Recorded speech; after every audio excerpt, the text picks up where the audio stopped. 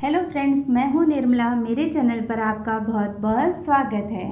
त्योहार पर मार्केट में आपको हजारों तरह की मिठाइयाँ मिल जाएंगी, लेकिन घर पर बनाई गई मिठाई की बात ही कुछ और होती है। लेकिन अभी समय बहुत ही कम रह गया है, इसलिए ज़्यादा देर हम मिठाई बनाने में वेस्ट नहीं कर सकते।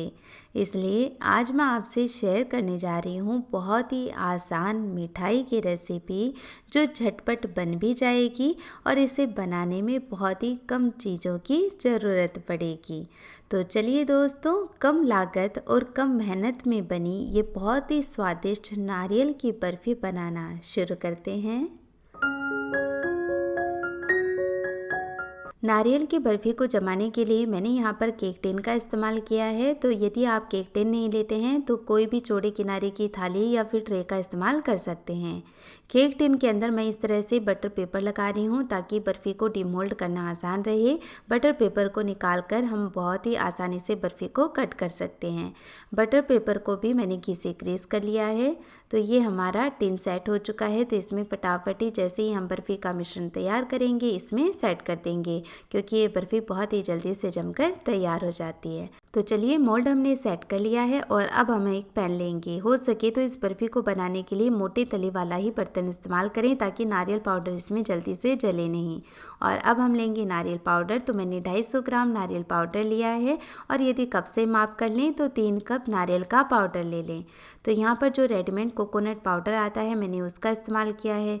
यदि आप घर पर ही कोकोनट पाउडर तैयार करना चाहते हैं तो जो सूखा गोला आता है उसको ऊपर से छील लें, यानी जो उसके ऊपर का काला छिलका होता है उसको हटा लें और फिर मिक्सी के अंदर उसको बारीक टुकड़ों में काट कर डाल दें और ग्राइंड कर लें। तो उससे उसका पाउडर तैयार हो जाएगा। और यदि रेडीमेड पाउडर मिलता है तो वो समय भी आपका बच जाएगा, फटाफट से ये बर्फ़ी तैयार हो जाएगी और बहुत ही इजीली ये पाउडर मिल भी जाता है। तो बस लो फ्लेम पर इस पाउडर को लगातार चलाते हुए हम 2-3 मिनट के लिए रोस्ट कर लेंगे। इसे बहुत ज़्यादा रोस्ट नहीं करना है, बहुत ज़्यादा कलर इसमें नहीं देना है। कलर हमें इसका ऐसा ही रखना है। थोड़ा सा इसे हम गर्म कर लेंगे तो जो आगे की चीज़ें हम डालेंगे वो फटाफट से ये अब्जॉर्ब कर लेगा और झटपट से ये मिठाई बनकर तैयार हो जाएगी। तो 2 से 3 मिनट मैंने इसे रोस्ट कर लिया है और देखिए फटाफट इसे चलाते रहें, क्योंकि नारियल में खूब सारा ऑयल होता है तो बहुत ही जल्दी से ये जलने लगता है। तो मैं इसे लगातार चला रही हूँ लो फ्लेम पर। और यदि पैन ज़्यादा गर्म हो जाए तो एक बार गैस का फ्लेम ऑफ कर सकते हैं। अब 2-3 मिनट रोस्ट करने के बाद इसमें हम डालेंगे दूध। तो मैंने 1 कप दूध लिया है और दूध आप कोई भी ले सकते हैं, गर्म करके भी ले सकते हैं, ठंडा भी ले सकते हैं। तो यहाँ पर मैंने 1 कप दूध लिया है, इससे ज़्यादा दूध नहीं लेना है। और जो मिठाई है वो और भी ज़्यादा रिच बने इसके लिए मैंने आधा कप मलाई ली है। ये दूध के ऊपर जो मलाई आती है बस वही है, आप चाहे तो क्रीम का इस्तेमाल भी कर सकते हैं। और यदि दूध नहीं इस्तेमाल करना चाहते हैं तो फिर 1 कप आप मलाई ले लें, तो इससे मिठाई का टेस्ट और भी ज़्यादा बढ़कर आएगा।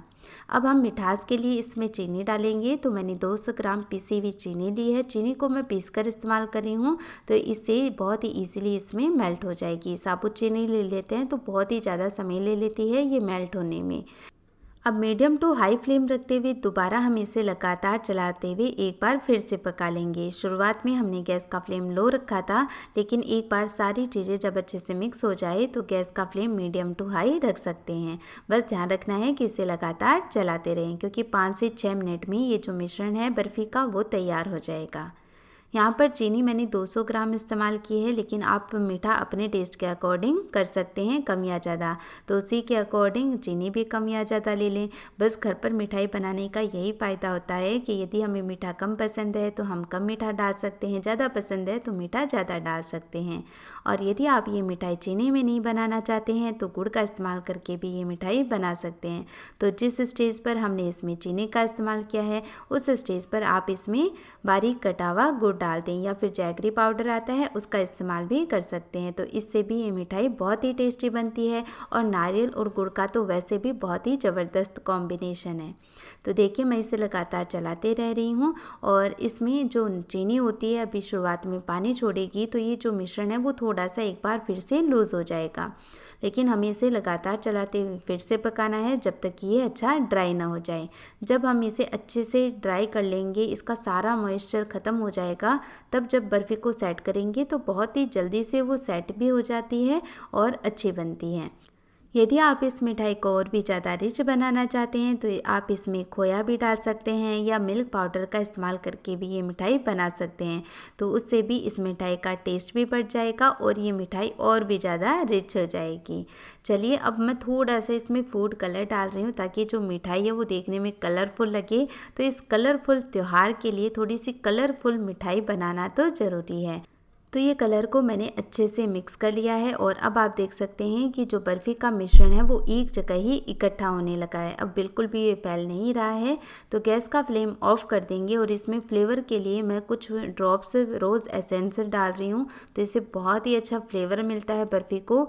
और यदि आप रोज़ एसेंस नहीं डालना चाहते हैं तो आप इसमें केवड़ा वाटर भी डाल सकते हैं, इलायची का पाउडर भी डाल सकते हैं।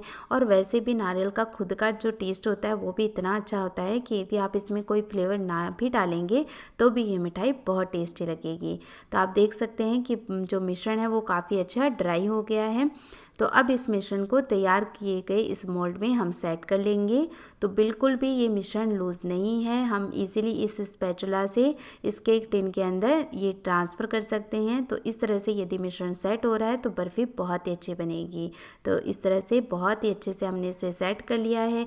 1-1.5 घंटे के लिए हम ऐसे ही छोड़ देंगे या जब तक ये अच्छे से सेट ना हो जाए। तो यहाँ पर 1 घंटे में यदि मिश्रण परफेक्ट है तो बर्फ़ी बहुत ही आराम से सेट हो जाती है। और ये देखिए इस तरह अब हम बटर पेपर को ऊपर की साइड में खींचकर बहुत ही इजीली इसे निकाल पाएंगे। और अब इसे और भी अच्छा लुक देने के लिए और एकदम बाज़ार में जैसे महंगी मिठाई मिलती है ना, बस वैसा ही लुक देने के लिए मैं इस पर थोड़ा सा सिल्वर वर्क लगा रही हूँ। इससे मिठाई है देखने में और भी अच्छी लगेगी। और यदि आप किसी को देते हैं या सर्व करते हैं तब भी मिठाई देखने में खाने में बहुत ही अच्छी लगने वाली है। तो बस ये रेडीमेड सिल्वर पेपर आता है, इसको इस तरह से लगा सकते हैं। तो ये मैंने सिल्वर पेपर इस पर लगा लिया है और अब हम इसे कट कर लेते हैं। तो देखिए काटने से ही आपको पता लग रहा होगा कि कितनी बढ़िया सेट हुई है हमारी नारियल की बर्फ़ी। और इसे आप फ्रिज में नहीं रखें, इसे रूम टेम्परेचर पर ही सेट करें। यदि रूम टेम्परेचर पर मिठाई को हम अच्छे से जमाते हैं तो वो बहुत ही अच्छी जमती है। तो ये हमारी बहुत ही सुंदर मिठाई बनकर तैयार हुई है। तो चलिए इसे मैं थोड़े से कटे हुए पिस्ता से गार्निश कर लेती हूँ ताकि ये देखने में और भी ज़्यादा सुंदर लगे। तो दोस्तों क्या लग रही है ये मार्केट में मिलने वाली किसी मिठाई से कम। तो फ्रेंड्स यदि इस दिवाली आप भी अपने हाथों की बनी मिठाई सबको खिलाना चाहते हैं तो ज़रूर से ये मिठाई बनाइएगा, क्योंकि ये बहुत ही कम समय और कम मेहनत में बन जाती है। तो यदि आप किचन में नहीं हैं तब भी ये मिठाई आप बहुत ही आसानी से बना पाएंगे। तो ज़रूर से ये मिठाई बनाएं और सबको खिलाएं। फ्रेंड्स कैसी लगी आज की ये रेसिपी मुझे कमेंट करके ज़रूर बताना। वीडियो पसंद आया है तो प्लीज़ इसे लाइक करना, अपने चैनल को सब्सक्राइब करना भी मत भूलना। मिलते हैं एक और ऐसी नई रेसिपी के साथ, तब तक के लिए बाय बाय।